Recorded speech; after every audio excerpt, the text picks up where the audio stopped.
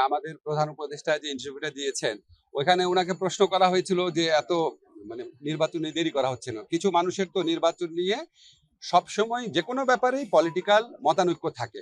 কেউ কেউ মনে করেছে আরো আগে নির্বাচন দিয়ে চলে গেলে ভালো হতো, কেউ কেউ আবার বলেছে সরকার, আপনারা জানেন কোনো কোনো সময় বলেছে, এটা মিথ্যা কথা না, যে সরকার আরো অনেকদিন থাকুক, সংস্কার করুক।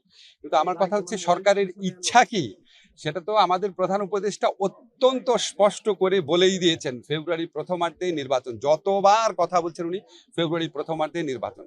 ফেব্রুয়ারি প্রথমার্ধে নির্বাচনের পরে 1 সেকেন্ড, 1 মিনিট, 1 ঘন্টাও থাকার ইচ্ছা আমাদের নাই। যত তাড়াতাড়ি সম্ভব আমরা স্মুথ ট্রানজিশন অফ পাওয়ারে প্রথম থেকেই বিশ্বাস করতাম। আমাদের শুধু দুইটা চিন্তা ছিল যে আমরা নির্বাচনের আগে বিচারের যে দৃশ্যমান অগ্রগতি বা সংস্কারের দৃশ্যমান অগ্রগতি সেটুকু একটু হয়ে যায়, কারণ অনেক মানুষ জীবন দিয়েছে, অনেক স্যাক্রিফাইস এখানে আছে।